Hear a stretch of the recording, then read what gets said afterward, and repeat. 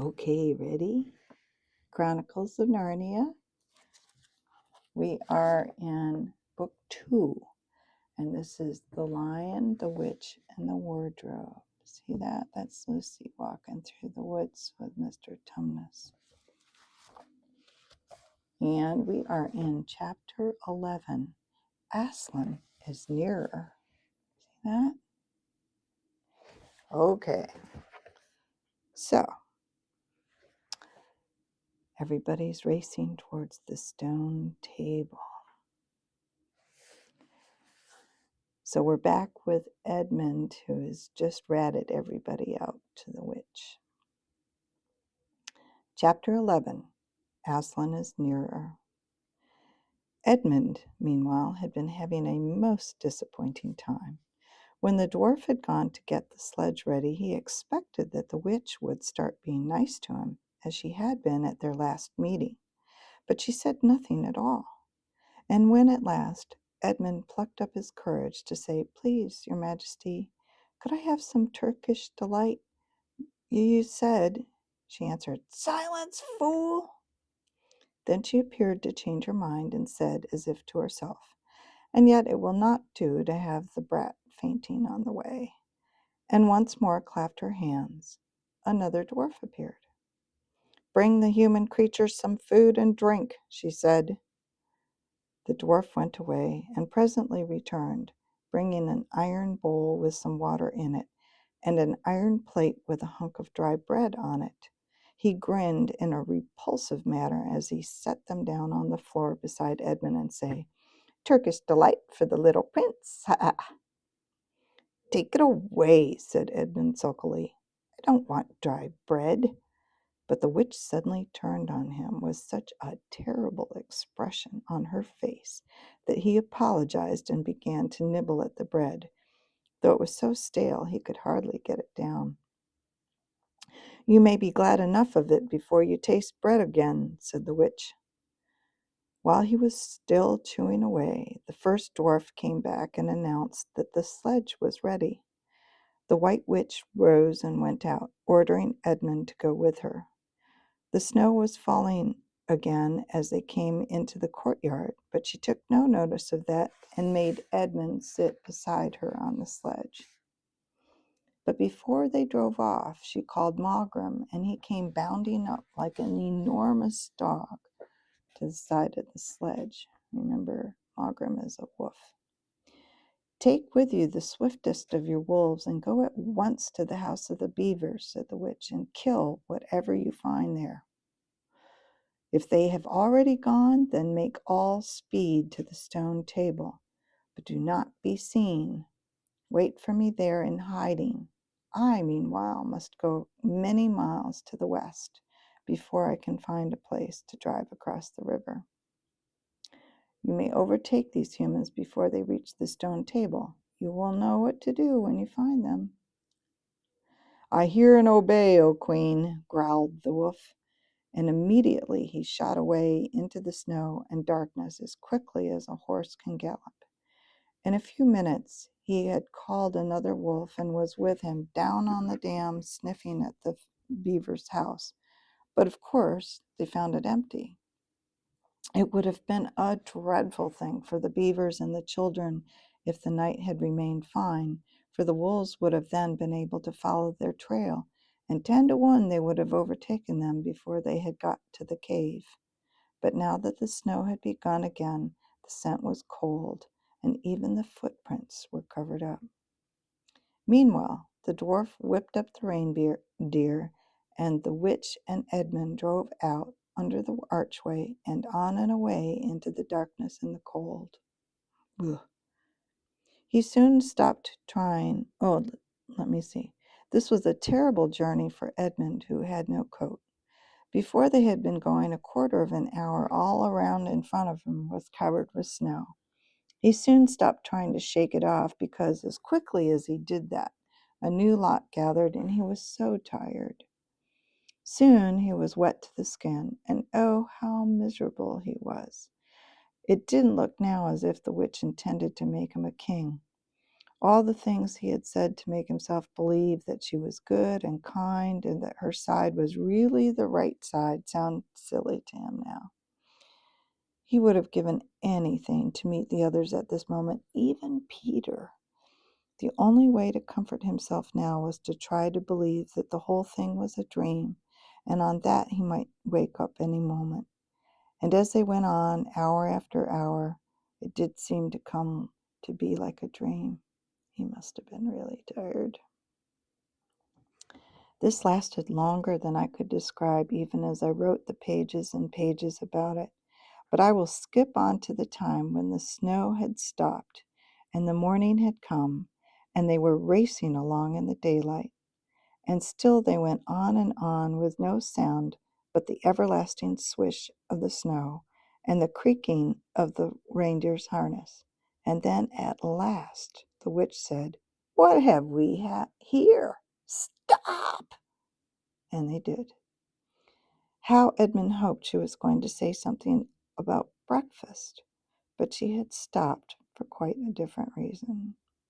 A little way off at the foot of a tree sat a merry party, a squirrel and his wife with their children, and two satyrs and a dwarf, and an old dog fox, all on stools round a table. Edmund couldn't quite see what they were eating, but it smelled lovely, and there seemed to be decorations of holly, and he wasn't at all sure he didn't see something like plum pudding. At the moment when the sledge stopped, the fox, who was obviously the oldest person present, had just risen to his feet, holding a glass, if it was going to say something. When the whole party saw the sledge stopping, who was in it, all the gaiety of their faces. The father squirrel stopped eating with his fork halfway to his mouth, and one of the satyrs stopped with its fork actually in its mouth, and the baby squirrels squeaked with terror. "What is the meaning of this?" asked the White Witch. Nobody answered. "Speak, vermin," she said again, "or do you want my dwarf to find you a tongue with its whip? What is the meaning of all this gluttony, this waste, this self-indulgence? Where did you get all these things?" "Please, your Majesty," said the fox, "we were given them, and if I might be so bold as to drink to your Majesty's very good health." "Who gave them to you?" said the witch. Father Christmas," stammered the fox. "What?" roared the witch, springing from the sledge and taking a few strides nearer to the terrified animals. "He has not been here. He cannot have been here. How dare you? But no, say you have been lying, and you shall even now be forgiven." At that moment, one of the young squirrels lost its head completely. "He has! He has! He has!" it squeaked, beating his little spoon on the table.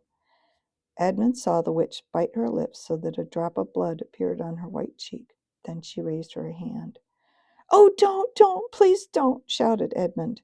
But even while he was shouting, she waved her wand, and instantly where the merry party had been, there were only statues of creatures, one with its stone fork fixed forever halfway to its stone mouth. Seated around a stone table, on which there were stone plates and a stone plum pudding. "As for you," said the witch, giving Edmund a stunning blow on the face as she remounted the sledge, "let that teach you to ask favors for spies and traitors. Drive on." And Edmund, for the first time in this story, felt sorry for someone beside himself. It seemed so pitiful to think of those little stone figures sitting there all those silent days and all the dark nights, year after year, till the moss grew on them, and at last even their faces crumbled away. Now they were steadily racing on again, and soon Edmund noticed that the snow, which splashed against them as they rushed through it, was much wetter than it was all last night. At the same time, he noticed that he was feeling much less cold. It was also becoming foggy. In fact, every minute it grew foggier and warmer. and the sledge was not running nearly as well as it had been running up until now. At first he thought that this was because the reindeer were tired, but soon he saw that it couldn't be the real reason. The sled jerked and skidded and kept on jolting as if it had struck against stones. And however the dwarf whipped the poor reindeer, the sledge went slower and slower.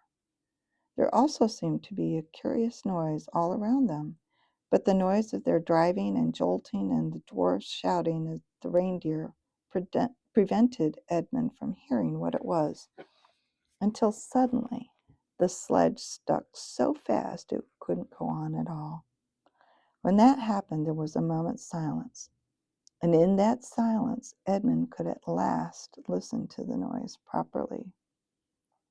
A strange, sweet, rustling, chattering noise, and yet not so strange, for he had heard it before, if only he could remember where. Then all at once he did remember. It was the noise of running water. All around them, though out of sight, were streams, chattering, murmuring, bubbling, splashing, and even in the distance roaring. And his heart gave a great leap, though he hardly knew why, when he realized that the frost was over. And much nearer there was a drip, drip, drip from the branches of all the trees. And then, as he looked at one tree, he saw a great load of snow slide off it, and for the first time since he had entered Narnia, he saw the dark green of a fir tree. But he hadn't time to listen or watch any longer, for the witch said, "Don't sit there staring, fool! Get out and help!" And of course Edmund had to obey. He stepped out into the snow, but it was really only slush by now, and began helping the dwarf to get the sledge out of the muddy hole that it had got into. They got it out in the end, and by being very cruel to the reindeer, the dwarf managed to get it out on the move again, and they drove a little further. And now the snow was really melting in earnest, and patches of green grass were beginning to appear in every direction. Unless you have looked at a world of snow as long as Edmund had been looking at it, you will hardly be able to imagine what a relief it was, those green patches after endless white. Then the sledge stopped again.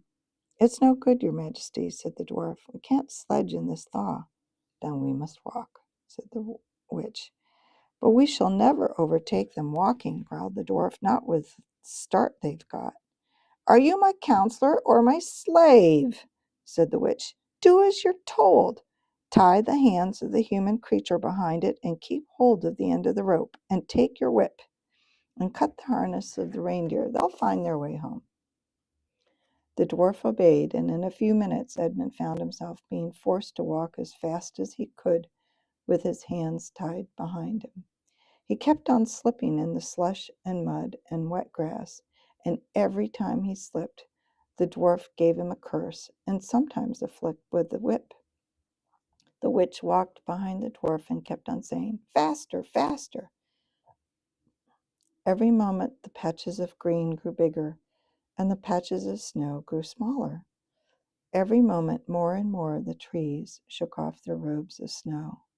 Soon, wherever you looked, instead of white shapes, you saw the dark green of firs or the black prickly branches of bare oaks and beeches and elms.